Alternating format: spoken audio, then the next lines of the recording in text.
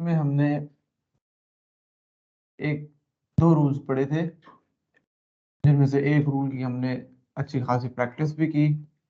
ax raised to the power n dx whenever you are supposed to integrate this, इसका rule ये था कि a coefficient है, इसको आपने नहीं छेड़ना। सबसे पहले आप पावर में ऐड करते हैं, तो ये हो जाएगा n+1, और फिर वो जो एडेड पावर है जो कि n+1 होगी, उससे आप इसको डिवाइड भी करेंगे, और साथ में आपने कांस्टेंट ऑफ इंटीग्रेशन भी आपने इसके साथ अप्लाई करना है।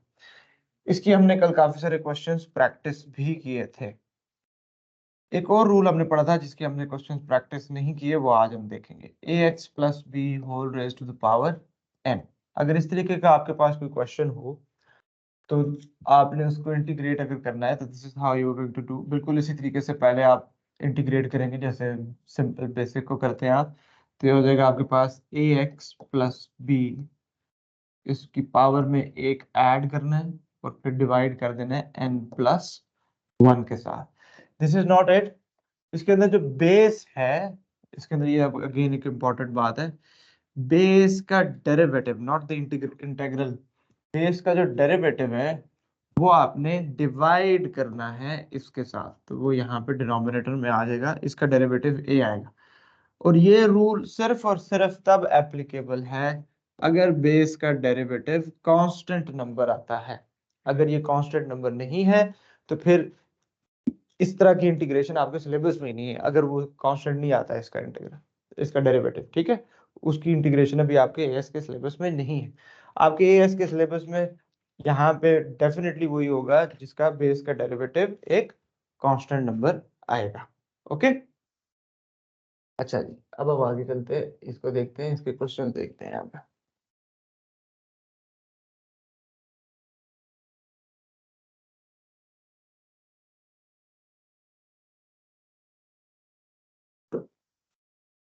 तो 5x + 1 whole raise to the power 8 dx, चलिए इसको मैं इंटीग्रेट करता हूँ आपके लिए। तो सबसे पहले हमने पढ़ा पावर में एक ऐड करना है, सो 5x + 1, 8 + 1 क्या आ जाएगा बेटा, 9। उसी एडेड पावर के साथ हमने इसको डिवाइड भी किया। At the same time base का जो डेरिवेटिव है वो क्या आएगा, बेस का डेरिवेटिव क्या आता है, 5। तो हमने 5 के साथ इसको डिवाइड भी कर देना, जो कि ऑलरेडी डिनोमिनेटर में 5 है, उसके साथ ये मल्टीप्लाई हो जाएगा, प्लस c। तो ये आपके पास आ जाएगा 5x + 1 whole raise to the power 9 over 45 plus c। This is how you integrate.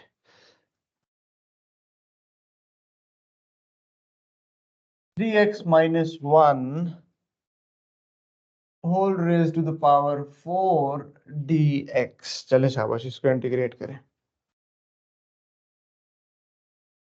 करते हैं इब्राहिम, नोटबुक पे करें शायद।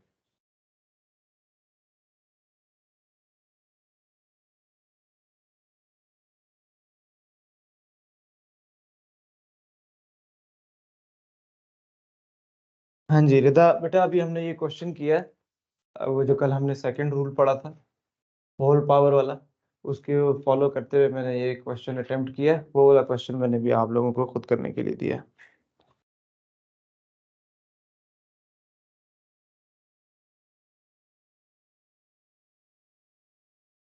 हो गया, क्या आंसर है,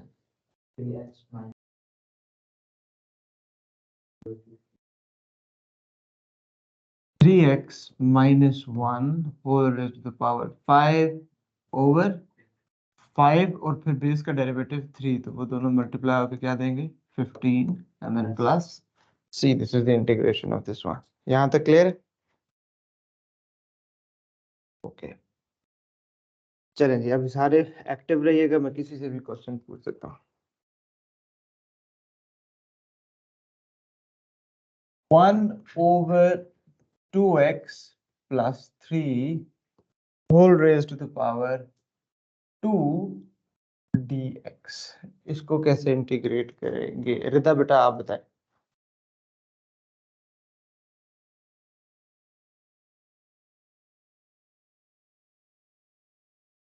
रिता,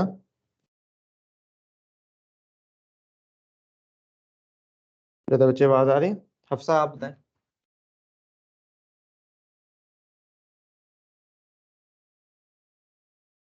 Yes, sir. हाँ जी, इसकी इंटीग्रेशन क्या हो जाएगी? Um, सबसे पहले क्या करना है इसमें? सबसे पहले क्या करेंगे? First, we're going to take it to the top and turn it into 2x plus 3 raised to the power minus 2. And Excellent. फिर उसके बाद plus 1 in the power and then multiply on the outside by the old power, I think. हाँ, -2 + New 1 कितना होता है बेटा? is -1. -2 -1, फिर denominator में डिवाइड करेंगे -1 से, ठीक है? Oh, okay. और फिर साथ में दोबारा साथ And में then और क्या चीज also आएगी? Yes, multiply by 2. 2 which is the derivative of the base. Okay, base का डेरिवेटिव Okay. ये आपके पास आ जाएगा -1/, ये माइनस का साइन ऊपर चला गया, इसको मैं नीचे लेके आ रहा हूँ, पावर -1 वाला ये नीचे आके 2 के साथ आ जाएगा, तो ये हो जाएगा 2 times 2x plus 3 whole raise to the power 1। अगर इसको ऊपर भी रखते हैं तो भी कोई प्रॉब्लम नहीं है, दैट इज टोटली फाइन। अच्छा इब्राहिम बेटा, अब आप मुझे ये बताइए कैसे होगा? 2/3 times 3 plus 5x whole raise to the power 3 dx।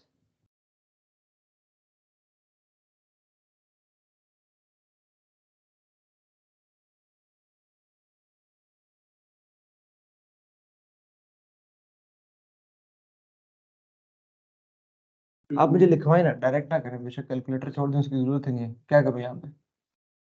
So the 2 multiplied by 3 plus 5x 2 × 3, अच्छा ये वाला, अच्छा 23 plus 5x power 4 okay, divided by 60. 60 कहाँ से है? 3 multiplied by 4 3 to 45. अच्छा स्टेप बाय स्टेप चलें बेटा, अभी एक चलते हैं। यहाँ पे पहले 3 आएगा एज इट इज, हम 2/3 को इंटीग्रेट नहीं कर रहे, इसकी पावर में एक ऐड किया, फिर नीचे क्या आएगा 4 एडेड पावर, और फिर बेस का डेरिवेटिव। अभी हम प्रैक्टिस कर रहे हैं, बाद में आप बेशक डायरेक्ट कीजिएगा, ठीक है? तो ये आपके पास सिंप्लीफाइड फॉर्म क्या आएगा इसका?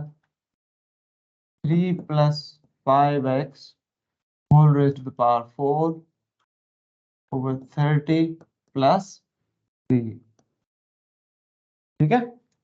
ये आपके पास आंसर है। आयशा आमिर बेटा, आप मुझे ये करवाएं next. 3 times 5 - 2x whole raise to the power 7 dx, इसकी इंटीग्रेशन आप करवाएं।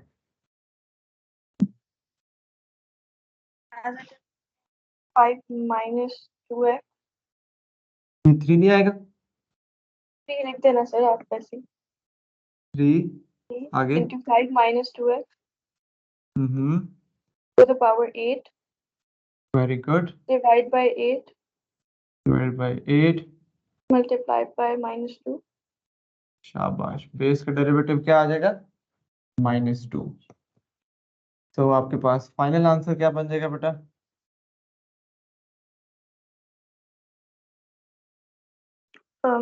-16 होगा। अच्छा नीचे -16, जिसका माइनस साइन ऊपर लिख लेंगे, so 3 times 5 - 2x whole raise to the power 8 over 16 plus 3, ठीक है? मुतशिम बेटा आप बताएं, ये integration of root of 4x - 7 dx,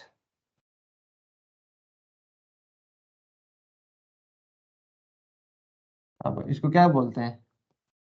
index form में पहले लिखेंगे इसको, पहले हमने इसको इंडेक्स फॉर्म में लिख लिया। हाँ जी, अब इंटीग्रेट करवाएं।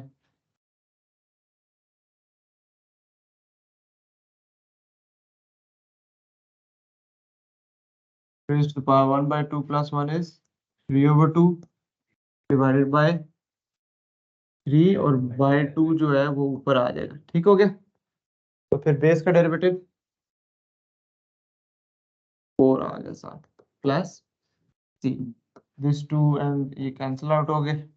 आपके पास बचेगा 4x minus 7 whole raised to the power 3 by 2 over 6 plus c। यहाँ तक क्लियर है? सोहेब बेटा अब नेक्स्ट आप बताएं।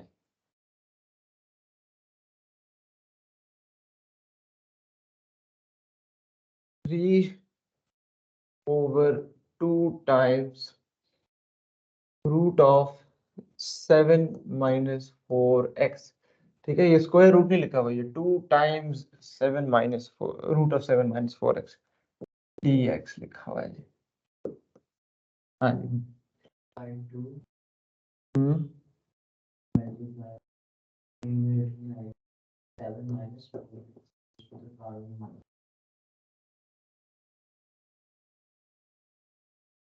ठीक हो गया। तो सबसे पहले आपने इसको इंडेक्स फॉर्म में करके न्यूमरेटर में शिफ्ट किया है। नेक्स्ट अब इंटीग्रेट करें। 3/2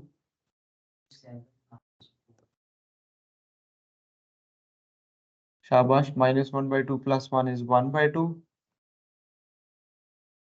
1 by 2 इधर आ गया, by 2 पर मल्टीप्लाई हो जाएगा, फिर बेस का डेरिवेटिव आ गया -4। ठीक हो गया, ये कैंसिल आउट हो गए, माइनस साइन ऊपर आ जाएगा, ये क्या आ जाएगा -3 times 7 minus 4x whole raised to the power 1/2 over 4 plus c। Ayesha Waqar,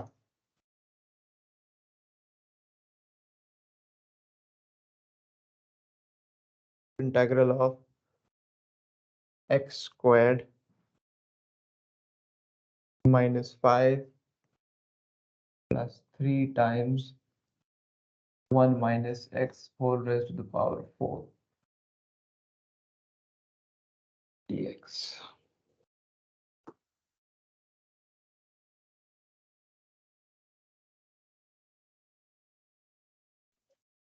sir इसमें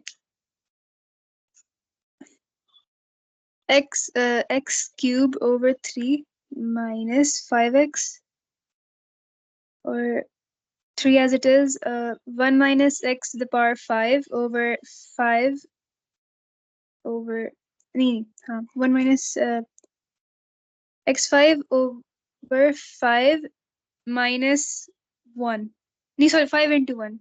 5 into 1. 5 into -1, बेस का Yeah. डेरिवेटिव -1 आएगा। 5 -1 नहीं, 5 times -1 into बेस, ठीक है, plus Yes, plus c. x cubed over 3 minus 5x। अच्छा, नेक्स्ट आपके पास plus minus 3/5 1 minus x raised to the power 5 plus c। यहाँ तक क्लियर है? हाँ। अली, अब आप बताएं। Root of 3 times root of, ये क्यूब रूट नहीं है बेटा, ठीक है, 3 times root of 2x minus 1 minus 5 over root of 2x plus 1 dx। multiplied by bracket open 2x minus 1 raised to the power 1/2। शाबाश, पहले हम इसको इंटीग्रेटेबल फॉर्मेट में लेके आएंगे, इंडेक्स फॉर्म है, तो 3 times 2x minus 1 whole raised to the power 1/2, आगे -5 times 2x plus 1 plus 1/2। अब इसको इंटीग्रेट करते हैं। 3 times 2x minus 1. 3 by 2 raised to the power 3 by 2. 3/2 Divided by 3 by 2 times 3, अच्छा 3/2 जो डिनोमिनेटर का बाय होता है वो ऊपर मल्टीप्लाई आ जाता है, नीचे 3/2 था तो ऊपर मल्टीप्लाई आ गया। नेक्स्ट, इसके बाद ये 2 times 2 ठीक हो गया। minus 5 multiplied by 2x plus 1 1 by 2 शाबाश, divided by 1 times 2 और जो इसका यहाँ साथ ही 2 लिखूं, ये जो नीचे 1 by 2 का 2 शाबाश, प्लस c सी, शाबाश। अब इसको सिंप्लीफाई करेंगे तो ये 2 2 से कैंसिल, 3 3 से cancel, and you will be left with 2x minus 1 whole raised to the power 3/2 minus 2 and 2 got cancelled out. I think 5 times 2x plus 1 whole raised to the power 1/2 plus 6। ठीक है, आप इसको वापस अगर surd form में, root form में लिखना चाहते हैं, दैट इज योर चॉइस, वैसे जरूरत नहीं होती। ठीक हो गया, okay.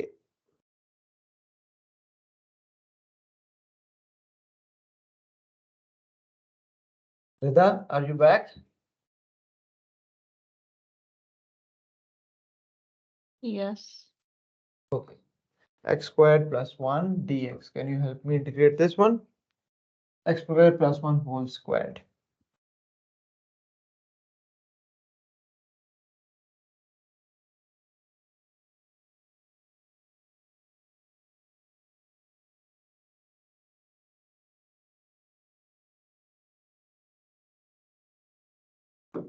Rida? Sir, you increase the power and then you divide it by the power and then you multiply by the inner differential. बताएं, साथ साथ गाइड करें। X squared plus 1 and then Whole power 3 whole power 3 upon 3 upon 3 multiply by 2x. Oh, I think it should have been expanded first. That might have इसमें been क्या easier. Problem आ रहा है? इसमें क्या प्रॉब्लम आ रहा है? Yeah, it should have been expanded first and then we could have integrated it. Yeah, that is fine, but इसमें क्या प्रॉब्लम है? Why not this one? Anyone?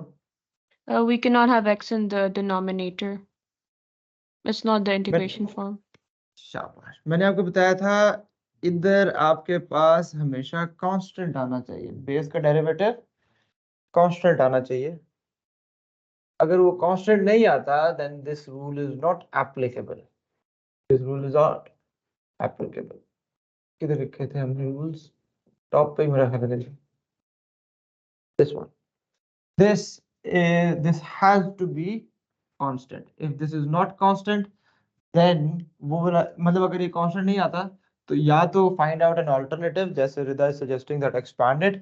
If you cannot expand it, then वो चीज आपके syllabus की नहीं है। ठीक हो गया, अगर आ गया तो इसका मतलब है there is an alternative। जैसे कि अभी इस केस में alternate ये है कि आप उसको सबसे पहले expand कर लें।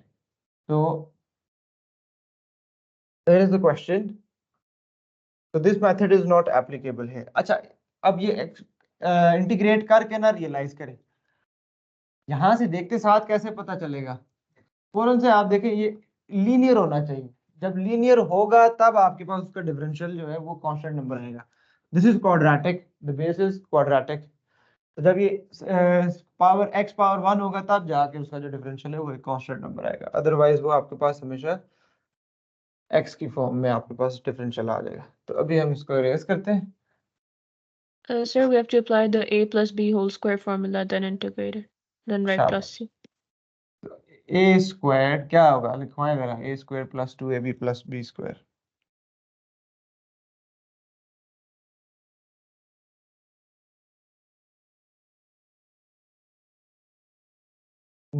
आप बताएं। x raise to the power 4 plus ये हो गया A square plus 2x square plus 1। अब हम इसको इंटीग्रेट करेंगे। इसका ये होल स्क्वायर था, एक्सपैंड हो चुका है, ठीक हो गया। अब एक्स होल स्क्वायर नहीं आएगा। अब इसको इंटीग्रेट करें, x raise to the power 5/5 plus 2x cube by 3 plus 1 की इंटीग्रेशन क्या होगी, x plus c. All right, now I'm going to give a question which you all have to do, and online students kindly send me the solution over WhatsApp. You will have 4 minutes to do that. So let's have a start करें. Integration of 5x cubed minus 7x squared plus 3x minus 4 plus 5 times 3x minus 1 whole raised to the power 4 minus 7 over root of 1 plus 2x dx. चलो ये question अगर आपने सही कर लिया तो इसका मतलब है आपको प्रैक्टिस अच्छा हो गया, बिकॉज इस क्वेश्चन में मैंने हर किस्म की को डाल दिया क्वेश्चन, ठीक है।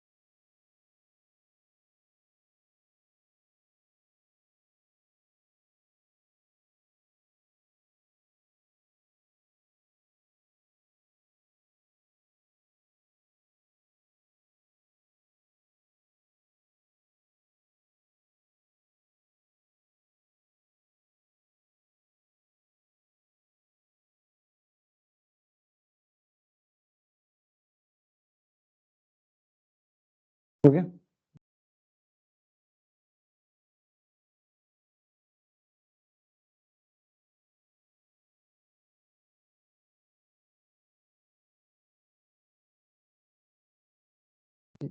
ये क्या लिखा है आपने, 8x क्यूब 8 कहाँ से आया। 50 अच्छा बस ठीक है, चलो 8 के हिसाब से ठीक किया।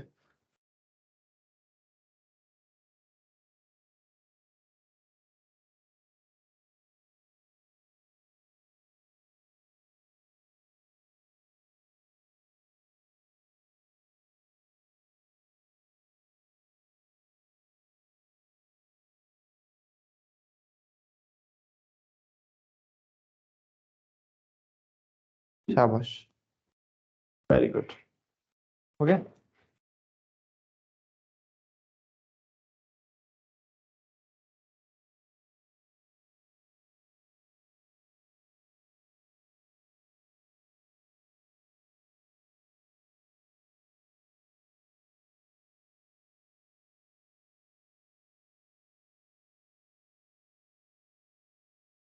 गुड, शाबाश।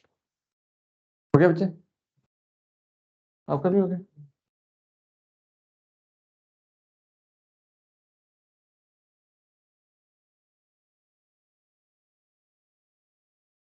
सिंप्लीफाई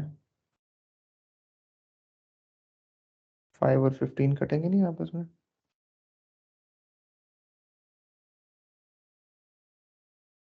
ठीक है,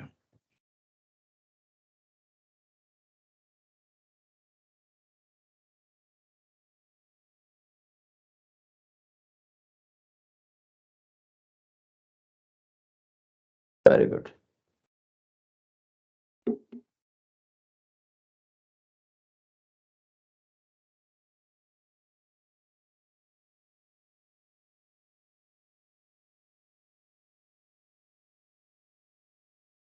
very good Ayesha.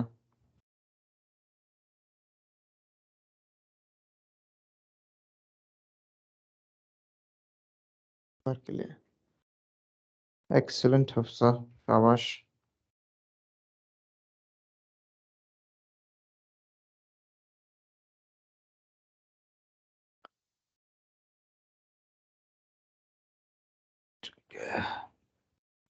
Rida and Ayesha वकार, आप लोगों से नहीं हुआ अभी?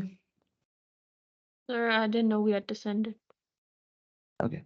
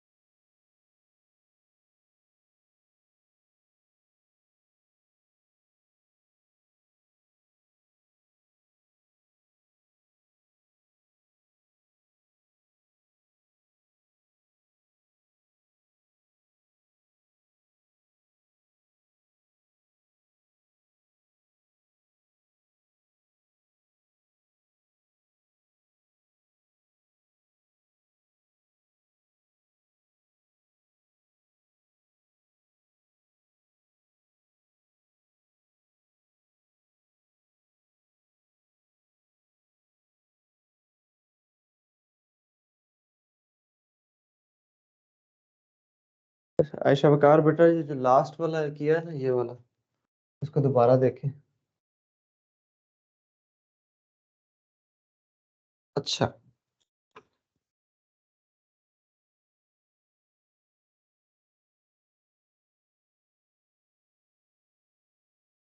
5x raised to the power 4 by 4 minus 7x cubed by 3 plus 3x squared by 2 minus 4x plus 5 times 3x minus 1 whole raised to the power 5 by 5 base का derivative 3, and then minus, this can be written as 7 times 1 plus 2x whole raised to the power minus 1 by 2 minus 1 by 2। अच्छा, तो ये आपके पास क्या हो जाएगा फिर?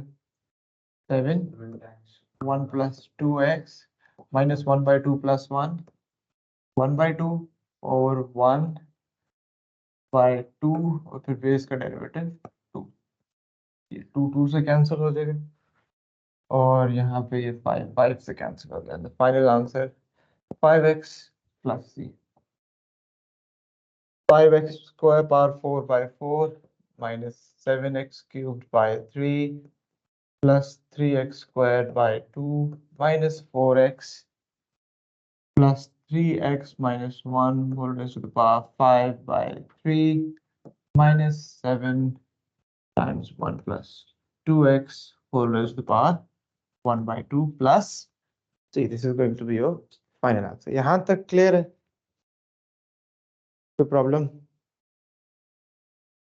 अच्छा, yesterday I told you that I'll tell you the reason about that why do we put the coefficient of integration. का क्या पर्पज है? कल हमने एक चीज पढ़ी थी कि डिफरेंशिएशन इंटीग्रेशन जो है वो डिफरेंशिएशन का ऑपोजिट है। मींस अगर मेरे पास एफ ऑफ एक्स है, मैं इसको डिफरेंशिएट करूंगा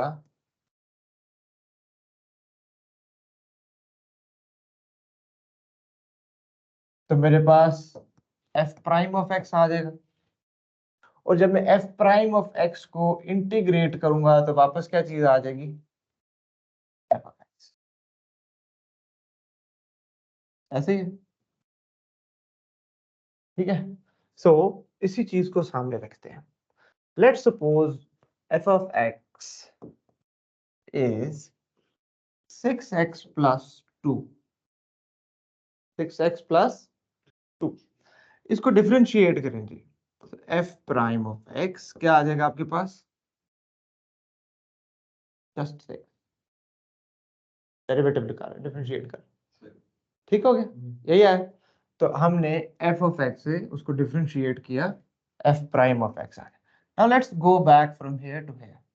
तो एफ प्राइम ऑफ एक्स है मेरे पास जस्ट 6, तो इसको जब मैं इंटीग्रेट करूंगा with respect to x, 6x, अभी हमने देखा 6 की इंटीग्रेशन क्या होगी?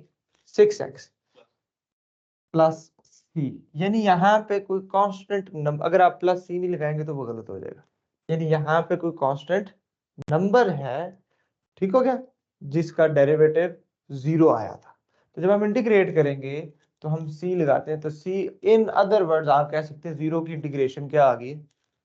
c, ठीक हो गया। In other word, simple words आप क्या कह सकते हैं, यहाँ पे 0 था, जैसे यहाँ पे इसका डेरिवेटिव क्या आया था?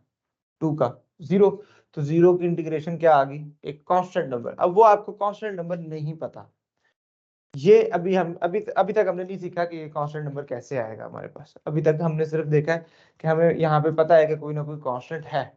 अगर कोई कांस्टेंट ना भी हो इधर, तो यहाँ पे क्या कांस्टेंट है? 0, तो उस केस में भी आप ये लगाएंगे, वो c की वैल्यू 0 होती है तो वो एक अलग बात है, ठीक है। तो लेकिन हमें तो नहीं पता ना कि यहाँ पे कोई कांस्टेंट नहीं है, तो जब होगा तो भी तो यही आ रहा है, जब नहीं होगा तो भी यही आएगा, डिफरेंस, ठीक हो गया। So that is why we put constant of integration. यहाँ तक क्लियर है? अभी आज हम एक क्वेश्चन करते हैं बिल्कुल इसी से related, that how to work out the value of c, ठीक हो गया। और this is going to be our very first application of integration, ठीक है। इंटीग्रेशन की ये पहली एप्लीकेशन है।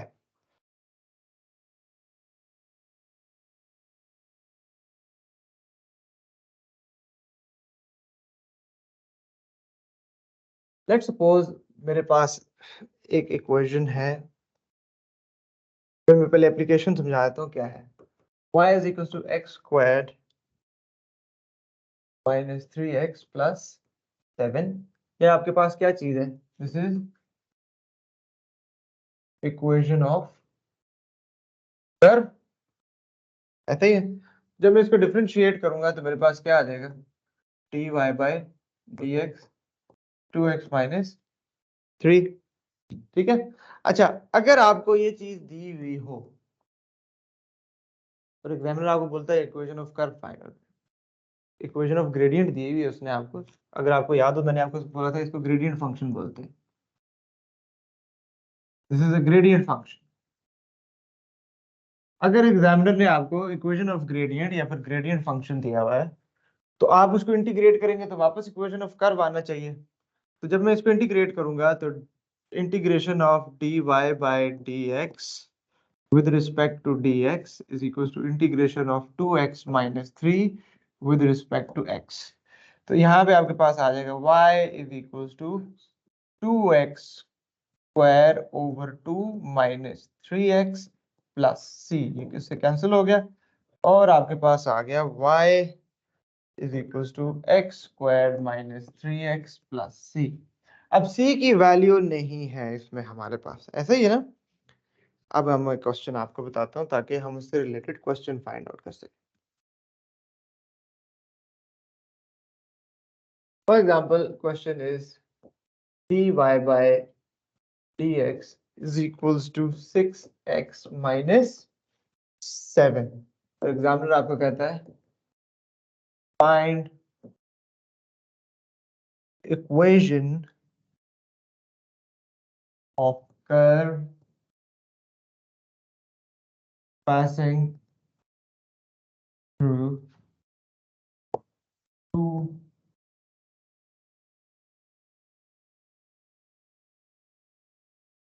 and -1. हाँ जी, क्या ये इक्वेशन ऑफ कर्व है? ये ग्रेडियंट फंक्शन है. This is equation of gradient. Examiner wants you to find out the equation of curve, एक ऐसी कर्व की इक्वेशन जो इस पॉइंट से पास कर रही है. ठीक हो गया? It sounds like a coordinate geometry question. ठीक है, but it is actually not. आपको ये डिफरेंशियल इक्वेशन दी हुई है, मतलब डिफरेंशिएटेड इक्वेशन दी है, ग्रेडियंट फंक्शन दिया. यहाँ से इक्वेशन ऑफ कर्व पे कैसे आएंगे आप? इस पे क्या करना है हमने? इंटीग्रेट. तो जब मैं इसको इंटीग्रेट करूंगा, so integration of dy by dx with respect to x is equals to integration of 6x minus 7 with respect to x. हाँ जी, इधर क्या आ जाएगा आपके पास? y. इधर क्या आएगा? 6x squared over 2 minus 7x plus c. So y is equals to 3x squared minus 7x plus. यहां से आगे आप कोऑर्डिनेट ज्योमेट्री इस्तेमाल करें. अगर आपके पास पार्शियल इक्वेशन है, मतलब उसमें कोई एक कंपोनेंट मिसिंग है और आपको पता है कि वो लाइन या वो कर्व किस पॉइंट से गुजर रहा है, तो आप अपनी इक्वेशन को कंप्लीट कर सकते हैं. अब मैं उस पॉइंट को कैसे यूज करके आगे सी की वैल्यू फाइंड आउट करूंगा? उसको प्लग इन कर देंगे. y की जगह आप क्या पुट करेंगे बेटा? -1 और x की जगह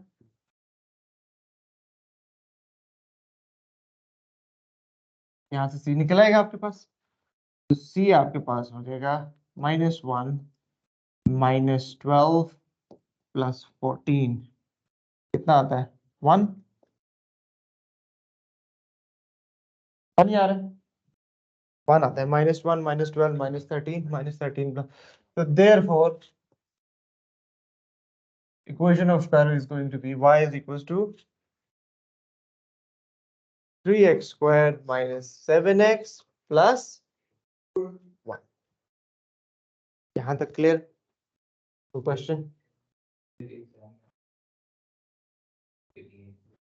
by dx जब आपकी x की वैल्यू इसमें आपके पास समझ नहीं आया, दोबारा पूछें. Sorry. dy by dx gradient हो गया, फिर इसमें आपको जो पॉइंट है उसकी x वैल्यू पुट करनी. एक सेकंड, मैं आपकी बात समझ गया. आप कह रहे थोड़ा सा आपने मिक्स कर दिया. आप बिल्कुल ठीक बात कह रहे हैं. आप कह रहे हैं y minus y1 is equal to m times x minus x1. आपके पास ग्रेडियंट भी है, पॉइंट भी है, तो हम क्यों ना डायरेक्ट इक्वेशन फाइंड आउट. ये इक्वेशन किस चीज की आती है? स्ट्रेट लाइन की. ठीक हो गया? ये किस चीज की है? चल ठीक है. एक बात. दूसरी बात, इसको मैं ग्रेडियंट की जगह अगर पुट करता हूँ 6x minus 7, क्या आपके पास इक्वेशन आएगी?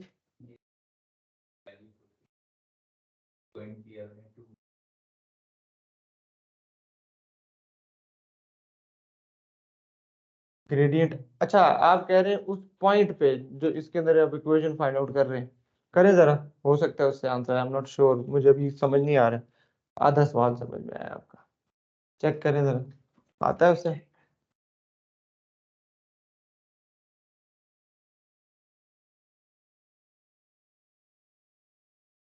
ये है, ये चले वापस इस पेज पे आ जाते हैं. ये 6x minus 7. बट प्रॉब्लम ये है उसमें करना उसी इक्वेशन में y minus y1 में ही. नहीं नहीं नहीं नहीं, लेकिन ट्राई करें. ट्राई करें वैसे, क्योंकि वो जो इक्वेशन है ना y minus y1 is equals to m times x minus x1, वो है वैसे स्ट्रेट लाइन की, क्योंकि वो वहां से निकली है, m is equal to y2 minus y1 over x2 minus x1। तो x2 माइनस x1 जो नीचे डिनोमिनेटर में डिवाइड हो रहा है वो तो जाके मल्टीप्लाई हो गया m के साथ। करें जरा, ट्राई जरूर करें। अरे मुझे भी डिफरेंट ही आंसर है, वो नहीं हो सकता क्योंकि वो उससे नहीं आएगा, ठीक है, वो एक स्ट्रेट लाइन का। अच्छा, बहरहाल अच्छा सवाल था ये मेरे से आज तक किसी ने नहीं पूछा।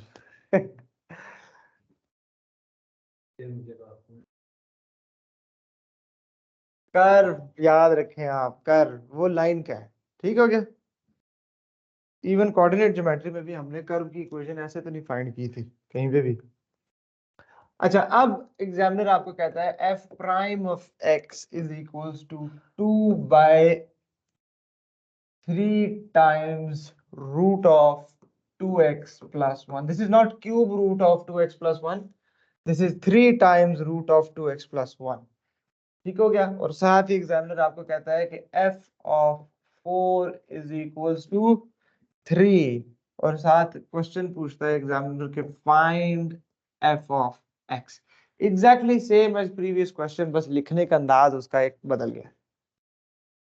इस ये पिछले क्वेश्चन में इसका क्या मतलब था, dy बाई, पिछले क्वेश्चन में इसकी जगह क्या लिखा हुआ था, मतलब x की वैल्यू, हाँ मतलब x की वैल्यू क्या है 4, और उसके अगेंस्ट y की वैल्यू क्या है, तो पॉइंट इधर उन्होंने इस फॉर्म में दिया हुआ, यहाँ पे उन्होंने वो पॉइंट ये दिया हुआ था 2 - 1। ठीक हो गया, और आपने f ऑफ x फाइंड करना है, करें जरा शाबाश।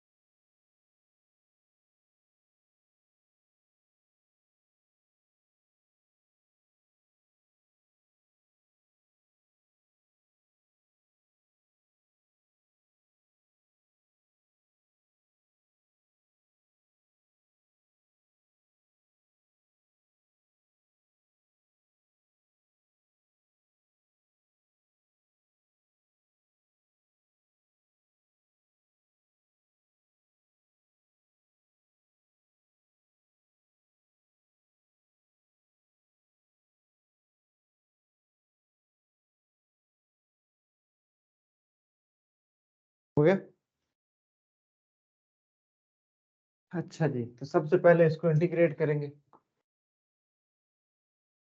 जब आप इसको f प्राइम ऑफ x को इंटीग्रेट करेंगे तो क्या आएगा आपके पास?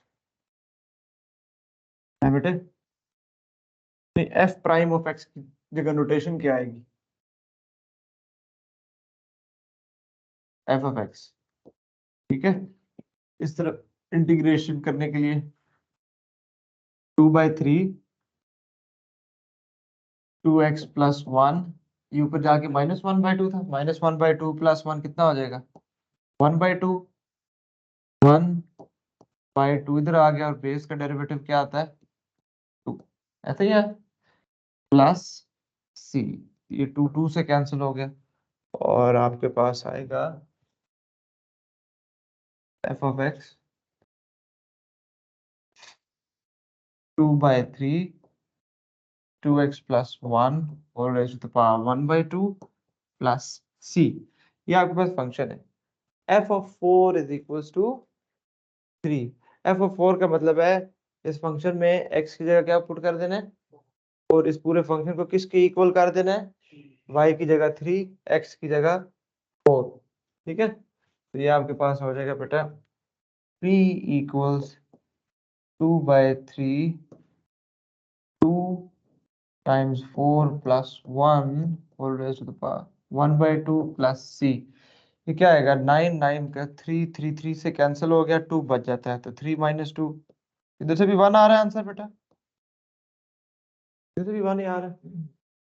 ये अच्छा इत्तेफाक हो गया, पीछे भी 1। अब इसका ये मतलब नहीं हर दफा 1 ही आएगा, ये एक अच्छा इत्तेफाक बोलते हैं।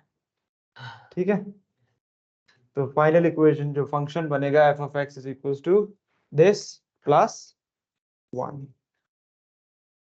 अच्छा, एक और क्वेश्चन देखते हैं जरा,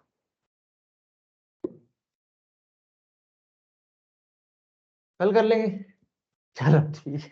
अरे फिर होमवर्क के लिए लिख लें, चलें होमवर्क के लिए लिखें। ठीक है, होमवर्क के लिए क्वेश्चन लिख लें, dy बाय dx। ये होमवर्क जनाब आयशा वकार ये सबसे पहले करके भेजेंगे, ऐसे ही Ayesha? Okay. Yes.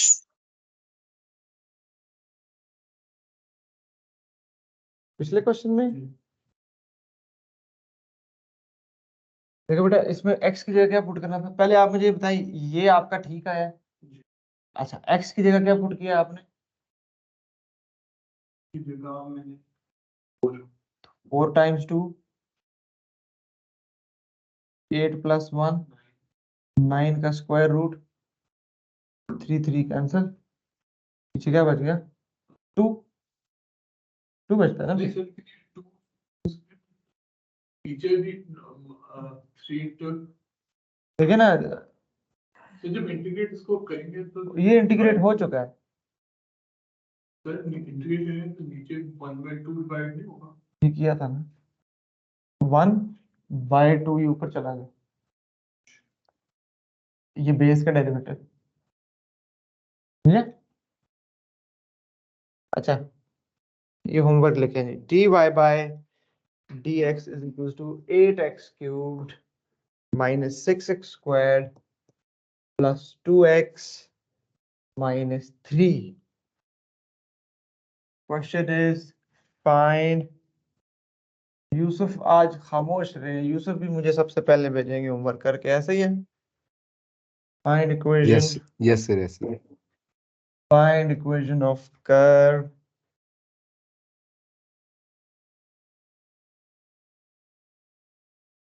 passing through 1 minus 2। ये होमवर्क लिखे हम शाबाश मुझे भेज दें, ठीक है? चलो ठीक है जी, अल्लाह हाफिज।